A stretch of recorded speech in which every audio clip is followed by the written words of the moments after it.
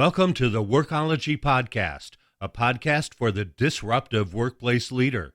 Join host Jessica Miller-Merrill, founder of Workology.com, as she sits down and gets to the bottom of trends, tools, and case studies for the business leader, HR, and recruiting professional who is tired of the status quo. Now here's Jessica with this episode of Workology. I'm reading a lot of buzz on the internet about accessibility and technology. I love that more companies are considering accessibility for their employees and in their hiring process. That's what the Workology podcast and our Future of Work series with PEAT is all about. I wanted to hear more about assistive technology from an expert who helps train, lead, and coach every single day in this area. Where is the future of assistive technology going, and what things do HR and workplace leaders need to be more aware of? What do they need to do to make their workplaces and businesses more inclusive and accessible? This episode of the Workology podcast is part of our Future of Work series, powered by PEAT, the Partnership on Employment and Accessible Technology. In honor of the upcoming 30th anniversary of the Americans with Disabilities Act this July, we're investigating what does the next 30 years have in store? What will the workplace look like for people with disabilities? And what is the potential of emerging technologies that will be there to help make workplaces more inclusive and accessible? Today, I'm joined by Chancey Fleet. Chancey is an assistive technology coordinator for a library in New York. Chancey is an affiliate in residence at Data and Society Research Institute. She also serves as the president of the National Federation of the Blind's Assistive Technology Trainers Division. Chancey, welcome to the Workology podcast. Thank you. I'm so happy to be here. Can you tell us a little bit about your background? Sure. So I identify as blind and I am a technology educator. I've been in that field since I was an undergrad in college, where I was studying sociology and psychology. And I had the opportunity to start teaching people with disabilities how to use their technology and bringing to them the sense of confidence, flexibility, independent learning, and freedom that technology has always afforded me. So even though I was studying sociology and psychology in college, I thought for many years that those weren't fields that I was really going to be working in. I thought I had found my calling as an assistive technology trainer. What's been interesting over the years, as technology becomes more complex and there's more and more to negotiate, that's not just hardware and software, but also social forces, legal forces, organizational cultures, and the individual decisions that people make around technology and what that does to benefit or harm their lives. I find that I actually am drawing on that very old background that I have in sociology and psychology. And my current professional practice, I think, weaves it all together. I teach people how to use digital tools with mindfulness, with confidence, with an outlook that is positive in terms of what they can accomplish, but an outlook that's also skeptical in terms of whether tools are ever really all good or all bad. And I think understanding how technologies appeal or don't appeal to people, what frustrates and empowers a learner, and how technologies are designed with maybe more than just the user's interests in mind, I think it all comes together in the practice that I have now. I'm based at a library in New York. I curate the assistive technology that we have in our branch, and I run a technology coaching program. We do about 150 hours of one-on-one coaching a month, powered by staff and volunteers who are native users of assistive technology. I run a fully accessible graphics lab called the Dimensions Project, where we give blind and sighted people the tools to create accessible, non-visual spatial representations using tactile graphics and 3D prints. And then last year, I just finished up a fellowship at Data and Society Research Institute, where I did direct advocacy, community organizing, and writing to shine a little bit of a light on the intersection between cloud-connected accessibility tools and critical issues in data ethics. I'm already impressed. I really am. let's talk about the importance of accessibility when it comes to technology. You mentioned that you identify as blind, so you can speak firsthand as someone who's using the technology, but also in your work with others. It runs really deep for me. A lot of my early formative experiences were about moments where I noticed technology either getting in my way or helping me to remove a roadblock. When I was in kindergarten, which was in 1987, my father got me a laptop. It was really early for a kindergartner to have a laptop, but this laptop ran DOS. It had 2 floppy disk drives, and it ran a screen reader called Arctic Business Vision. And he made sure that I learned to type as well as read Braille and learn a word processor. And that means that at a time when most blind children were relying on a Braille transcriber to mediate interaction between them and their classroom teachers, to Braille out a worksheet and then Braille out the homework that a child did in response to that worksheet, I would just sit there and load things up on a disk, read my work and do my work. And I realized that blindness didn't cause me to be dependent on other people.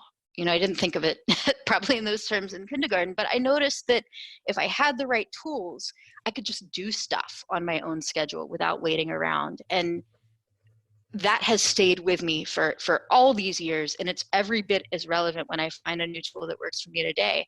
And on the other hand, I remember these times when there was just an absurd lack of accessibility that kept me from having a good time. I remember opening up a Christmas present one year, and it was a talking language translating dictionary, and I really wanted it because I was a nerdy kid, but it turns out that only the words in the dictionary would speak and that the rest of the thing wouldn't, and I was crying on Christmas morning.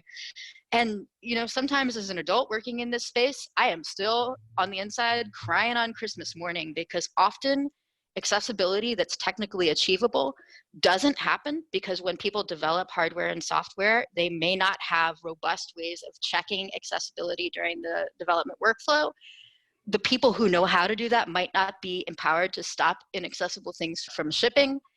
And frankly, we get fatigued. And a lot of blind workers are not as excited as they could be or should be about new opportunities and new technologies, because we just know in our bones that even though accessibility is well understood by enough of the community and so technically achievable, it's often just work that is not done. Oftentimes when HR people think of accommodation, they think of accommodation in the form of like a screen reader or a footrest in the office. They don't necessarily think about accessible technology. So can you give us some examples of maybe how accessible technology would be used in a work context? I would say that a screen reader without accessible mainstream technology that it's working to interpret is like offering your employee a footrest without offering them a floor. A screen reader's job is to read whatever's happening in the operating system selectively and efficiently and give us the tools that we need to avoid using the mouse and avoid using the screen and still get our work done and feel confident, focused, and productive. Lots of programs allow screen readers to do that very well. Microsoft Office and G Suite, although of course they have their issues and things always get a little bit better and a little bit worse, and it's a cycle. Microsoft Office and G Suite do a pretty good job of making the screen reader's job doable. Most web browsers, many websites. But on the other hand, there are programs, and it's not necessarily programs where achieving accessibility would be more difficult, but elements on the screen are not labeled properly. Images are not described. Mechanisms are not provided that allow someone using a keyboard to do something that most people would do with a mouse. And these little sort of pedestrian and very solvable issues lead to a condition where any worker at any time may be asked to onboard with a new program and discover that it is just hostile to them as a screen reader user. So what allyship and effective human resource management looks like in the accessibility space is not only providing the specialized tools that a worker may need, such as screen reader, magnification program, switch control, but also having an organizational-wide procurement policy where when something is being considered to be acquired, the vendor has to furnish proof that it's accessible. The internal process for figuring out whether the accessibility claims are accurate is strong. There's a mechanism for reporting accessibility issues when they do exist. There's a roadmap of consequences for vendors who deploy accessibility regressions after a contract has been signed, and manifestly inaccessible technologies don't get bought or their contracts don't get renewed. It feels like a hard line to take, and it is a hard line to take. Just like hard lines have been taken in the civil rights movement over the years on issues of parenthood and gender and ethnicity and many other things. It's a hard line to take right now because everyone's not doing it. And it's hard for any one organization or human resources department to do something that feels radical. But I guarantee you that if everyone woke up tomorrow and decided to stop purchasing accessible technology, the landscape would change in just a couple of years because vendors want to sell products. And if they can't sell products without providing robust, reliable accessibility, they will just have to start providing products that do meet the standards demanded by social justice and by HR departments need to have disabled employees who are as productive as their potential and their skills would warrant. Jim Fruchterman, who founded Benetech, which is a social justice technology nonprofit that, among other things, has developed Bookshare, an accessible online library of over 1 million titles, has recently said that procurement is the single most powerful lever that we can employ to shift the industry to become more accessible and move the needle on the employment of folks who have disabilities. I want to break down a little bit more of what you said because I feel like we could just end the podcast right now. You've given us already so much information, but I want to reiterate it because what you were saying is that HR people, as we are going through and starting to look at procurement of technologies, we need to make sure that they are accessible for all employees. And that means bringing in employees who have different disabilities into the process so that they can test, ask questions, give their opinion, and help make sure that we're selecting the right tech. That's what you're saying? Yes, and also making space for employees with disabilities to choose not to be accessibility testers by default. I've done some freelance accessibility testing in the past, and across my roles, sometimes I'll still do it as a way to be in solidarity and help the folks who are having to deal with HR and procurement and support their work. That being said, I'm not passionate about that activity. I don't enjoy it. It feels stressful and a little bit upsetting, and it is not something that I really want for my career. So I think it is important to incorporate people with disabilities into the process of procurement and deployment and decision making. Sometimes workers will want to be actively engaged in accessibility testing, but sometimes that just looks like keeping them in the loop and empowering them to help make decisions given information that's been furnished about accessibility.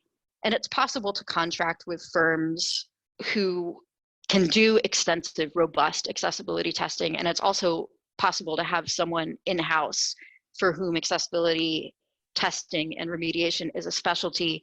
You don't always want to put that on your workers just because they are the end users who will be affected. Sometimes that's the very last person that wants to do it. Thank you for that clarification, because I immediately think, oh, I have these people here, but it's a voluntary option and they might not be the best person to do the testing.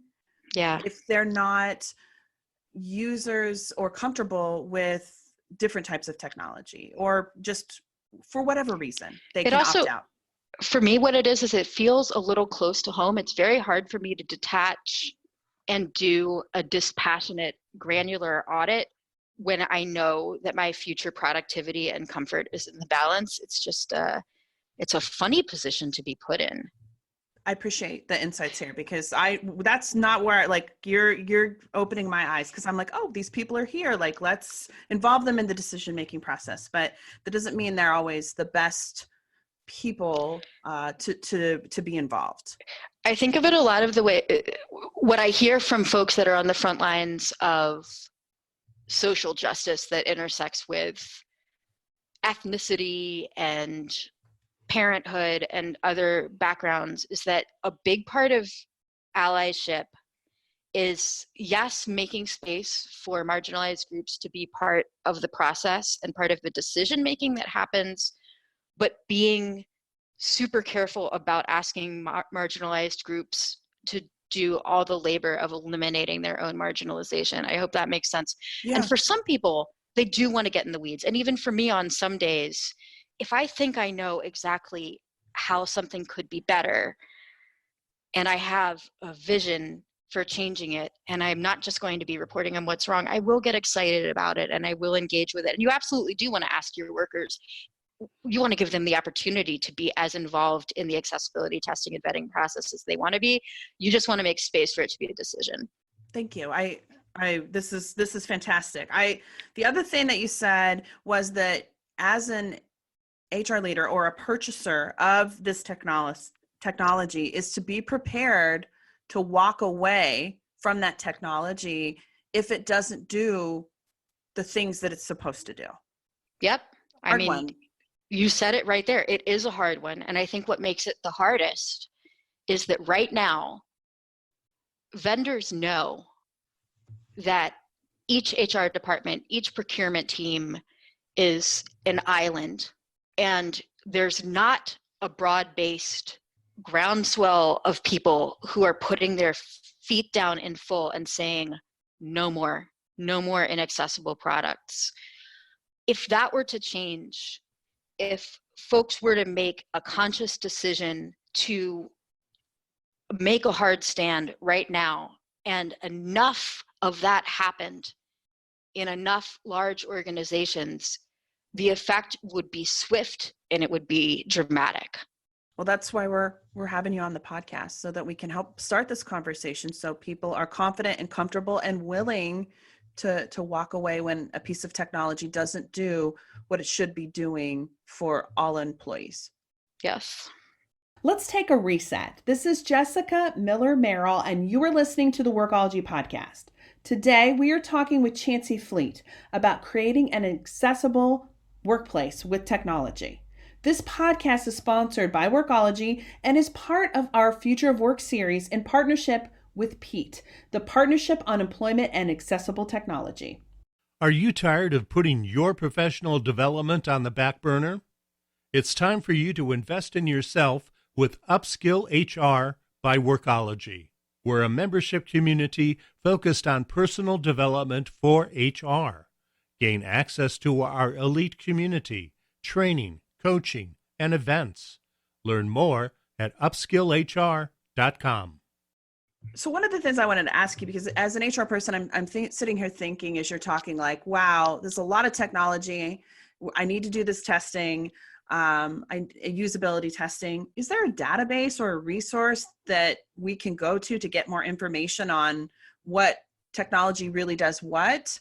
Because I feel like we talk to the salespeople and they're just going to say, oh, yes, it does all these things, but that's not always the case. So I'm not immersed enough in the field that I can give you specific recommendations about the exact path to follow, but I do think I know some resources. So one good place to start is webaim.org. The AIM part stands for Accessibility in Mind, so it's webaim.org. And there you will find a treasure trove of information about accessibility and technology. You'll find information on the prevailing guidelines, which are Web Content Accessibility Guidelines.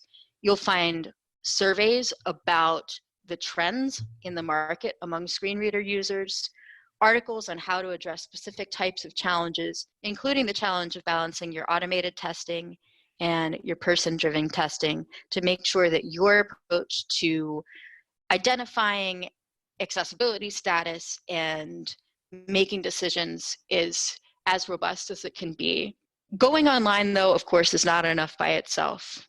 There's a wonderful community of accessibility and technology professionals. I personally love to follow the A11Y tag on Twitter. A11Y is a short form for accessibility because it's A and then 11 more letters and then Y. And there's a really generous, smart, open, prolific community of people who are posting up articles, answering questions, offering office hours, offering mentorship, and doing lots of other cool things. Twitter is a really productive and generative space for me. And I think if you let it be, if you engage with that community, that's one way to have colleagues in accessibility, even if you don't happen to have colleagues in accessibility already in your organization. I also recommend that you go to your local accessibility meetup. Again, in many cities have an A11Y meetup and sometimes a yearly A11Y conference or camp. And those tend to draw an interdisciplinary crowd of people from technology, arts and culture, user training, design, user experience, all with accessibility in mind. They usually have different presentations every month and then some time for networking. And I can't recommend highly enough getting involved with your local A11Y meetup if you have one. And then lastly, and this should go without saying, but let me say it anyway, bring people with disabilities into your pipeline. And that doesn't just mean, it does mean hiring people with disabilities onto your teams immediately who are already well qualified and ready to go. But it also means doing outreach in our communities and investing in the development of emerging professionals. Some of the ways to do that: you can invite high school and college students with disabilities to come and do tours and talks of your organization, to do job shadows, and you can also offer volunteer experiences and internships. If your organization does any kind of civic tech or public facing work, consider sending some of your employees out to places where a lot of people with disabilities are, to vocational training programs, to summer camps, to disability pride events, to all those places where you might find people who, if they connect with you, might think of you when they are looking for a job. And if you work in a role where you're in a position to do proactive outreach around recruitment and employment, make sure that you make your welcome clear. A lot of people with disabilities, myself included, conserve our energy by really singling out opportunities where it's already clear that we're encouraged to apply. If I see a posting that says, in that boilerplate of folks who are encouraged to apply, people with disabilities are encouraged to apply, that makes me more likely to engage. If I've actually seen someone from your company at a disability-focused event engaging with us in a substantive way, I'm all the more excited. So I think not only signaling things but also actively doing things that demonstrate an investment to communities of disability is a way to get your future employees thinking about you and excited about joining you. I'm starting to see HR tech companies talking about accessibility and inclusion with their technology, which I love. It's happening. But I wondered, how do we hold them accountable or ask these questions as maybe they're starting to talk about things like WCAG 2.0 standards? How do we ensure that they're doing what they say they're going to do? This is a new iteration of a timeless problem where in the first stage, the company totally ignores the needs of a demographic. And in the second stage, the company realizes that it's good for marketing to embrace the demographic, and they start doing marketing. And we can see this across marketing to communities of color, to specific genders, to people who are GLBTQ, and now, congratulations, it's our turn to people with disabilities. And sometimes marketing matches up with reality, and sometimes marketing attempts to make its own reality for long enough for purchase decisions to get made. And so it is a good sign, I think, mostly, when a company chooses to include information about inclusion and accessibility in its marketing messages. And there are many companies who have a sincere commitment that should be applauded. That said, Marketing is advertising. Claims, whatever they are, always have to be checked. And so while marketing may draw you into conversation with the company, and that's perfectly fine, and it's fine to get excited that we're being represented, then it's time to do your homework. Then it's time to do your accessibility audit, ask the hard questions. And even if a product is perfectly accessible at the time, make sure that your contract is ironclad and that there are consequences and steps to be taken in the event that accessibility regressions do occur. Because even a company that is fully, sincerely committed to accessibility may experience changes in ownership, staffing, and organizational priorities, and accessibility can break at any time. Thank you. This is all very helpful. I've just started to notice this myself, and I thought, what does this really mean? So I appreciate your insights here. Also, I'm a little bit jaded about when it comes to marketing and advertising in this space. I feel for like real. it's buzzword bingo. Mm-hmm. Let's move on a little bit. I want to talk about data privacy. When you and I were talking and we were doing our prep for the show on this subject, you said some things to me that really opened my eyes. Can you talk to us about why data privacy is something that HR leaders should be thinking about when it comes to accessible technology? We've spent so long convincing people about the need for accessible technology that we've conditioned folks to think that accessibility is some sort of pure good that can't be complicated by other factors. And this is why we see accessible technologies reviewed in the mainstream tech press with just the most ridiculous rose-colored glasses. So for example, I use a visual interpreter service called AIRA, real-time access to visual interpreters who can interpret any visual elements of any situation. And I love working with IRA interpreters because I can walk up to the office copier or do origami at home or figure out what's up in a farmer's market, and instant access to visual information that is not determined by someone else's priorities or schedule is one heck of a drug. That being said, this is a for-profit tech company. And even though the New York Times created an award literally entitled Tech for Good and gave it to IRA, IRA also happens to be a company that is not very transparent about the security features and data processing happening in its app. It's a company that retains audio, video, and location data about the sessions that users have had, sometimes on very sensitive topics, for a period of 18 months, unless the user says at the top of every single session that they'd like to opt out of recording. And if you check out the terms of service, all of that data, the visuals, the conversations, everything could even go with the company in the event of an acquisition. So yes, accessible technology is wonderful, but we have to have the same critical lens that we're already used to applying, I hope, to other tools that we use that we don't think of as specialized, like content and learning management systems, communications platforms, and other things that we need to acquire and track in the HR space. Just as important as a robust approach to accessibility is a set of high standards in terms of data privacy, data protection, and transparency about data analytics and how our data may be used as a byproduct for other goals that a vendor may happen to have. One trend I'm seeing in the space right now is that more and more accessibility tools are cloud connected, and that's sold as a feature. Access to AI and machine learning and processing power in the cloud is touted as an automatic good. And in some cases, that is what we need. And with the right security protocols, that may even be what we want. But there are products out there that, for example, process plain text. You know, I can take a picture of a printed page and they send it to the cloud to be processed. It's stored on some server somewhere. And you know what? My phone has enough processing power to do that job locally just fine.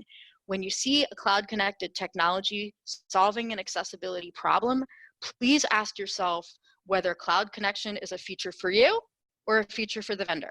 Yeah, because they're storing that data. They're pulling it somewhere and then collecting that information, how it's being used or shared. Once you send it to the cloud, it's out of your hands. And I have one direct ask for our listeners, because I'm really passionate about the visual interpreter space. I am living in a world now for the past couple of years where if I encounter some tiny annoying thing, whether it's a copier or a thermostat or my 3D printer that came with a diagram for how to assemble it, I can connect to a visual interpreter, and without bothering any of my colleagues or deciding that I'm not up for the challenge, I can power through that task. Visual interpretation is an amazing asset to my career and to my personal life. And I worry that we've been given a one-time gift of public trust and acceptance of deploying cameras in the service of accessibility in spaces where normally cameras are not allowed. I think that right's important, and I want it to stay. And so my direct ask is that when you engage with AI or human-powered visual interpreter technology in the workplace, and that you are procuring it for your employees, make it a condition of contract that there is transparency about how data is processed, and that data is not stored for residual secondary purposes on the servers of the vendor. I think we need to have an organizational and location-based ability to opt out of being part of that data harvesting operation. Because I think if we don't do that, we are letting ourselves in for exposures, which might include exposures in the event of a hack, a security breach, a law enforcement request, or an internal leak that could have a reputational impact on not only the person or the company whose interpreted time is exposed, but also a reputational impact on the visual interpreter industry as a whole. And I love it too much to want to see that happen. So let's call on those vendors to do better than they are right now on making sure that we can access interpretation without that residual exposure. And one of the reasons they're likely asking you every time you go in and say, yes, I want to connect with a visual interpreter on a technology like Ira, maybe you can explain like how it works. Because not every HR person I wasn't familiar until I started working with PEAT that this even existed, which I think is fantastic. But also you're talking about potential perils, Yeah. Does that work? So, and let me preface this by saying that I've done a lot of soul searching before I took the decision to say this out loud to HR people, because I don't want to have a chilling effect on the industry. As I said, visual interpretation is a really powerful tool in our lives.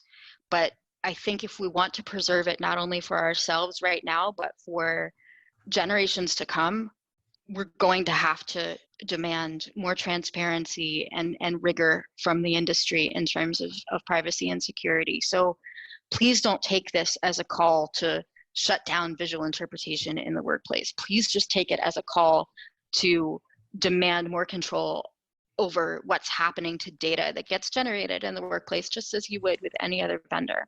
Mm-hmm. So a visual interpreter app might be an AI tool. So there are some tools that I might or might not classify as visual interpreter apps that will read text, sort currency, attempt to identify images, scan barcodes, and more.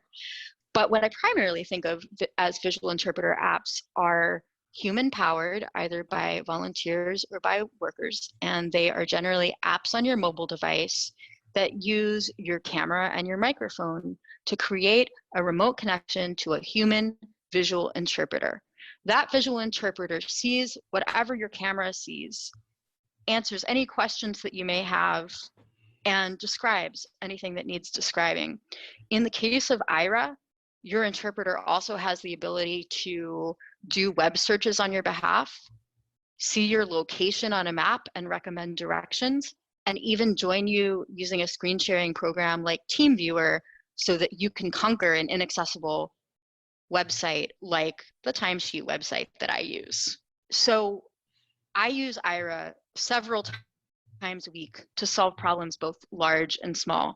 Anytime I have to use a piece of business technology that unfortunately has an LCD screen or a touch screen, everything from my copier to my 3D printer to the phone on my desk right now, that's an opportunity to use Ira.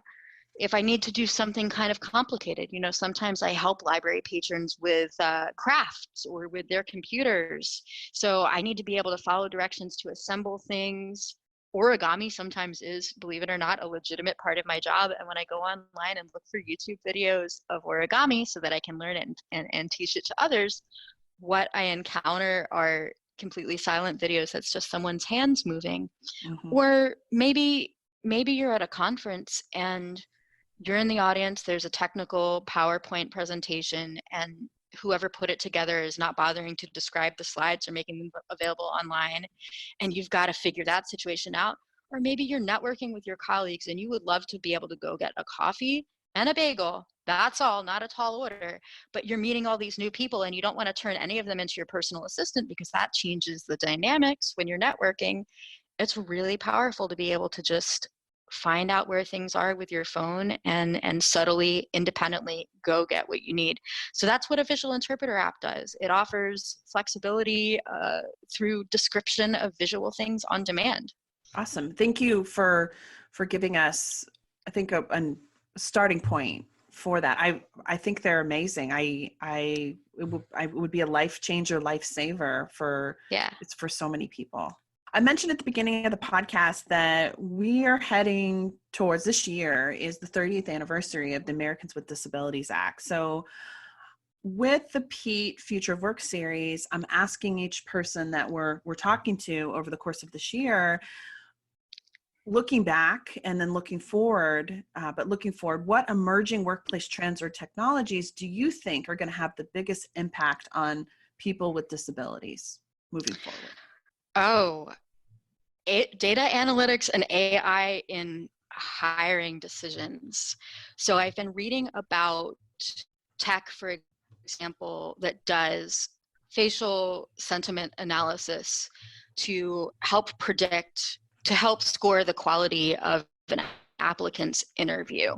Mm-hmm. And as someone who has eyes that are going to do their own thing no matter what I say, and who doesn't make traditional eye contact, I have a feeling that might be a test I would fail. Other people who are neurodivergent or have other disabilities or just have certain personality types might be eliminated using this sentiment analysis, even though they might be the best person for the job and make unique contributions to, or might bring unique expertise to a position. I'm really worried about that. I also downloaded, just for fun, an infuriating kind of fun, I guess, an app called JobFlare. And please check the field notes if it's JobFlare or Crowdflare. I believe it's called JobFlare. I downloaded this app called JobFlare that promises to take potential applicants through a flight of quick, sort of gamified skills tests, after which they can be rated and matched with potential opportunities. I encountered one test that asked people to quickly mix and match images, and those images were not described, not legible to my screen reader. And I encountered another one that was a math test that was much the same.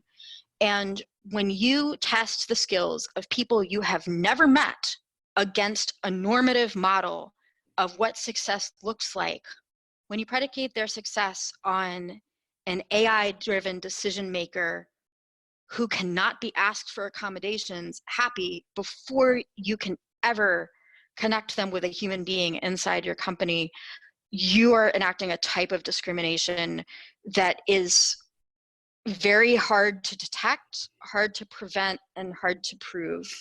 So I really think that these tools that claim to make hiring decisions more seamless and frictionless for you are actually creating a tremendous legal liability and having a chilling effect on diversity and inclusion. So I would recommend against using them in their current form.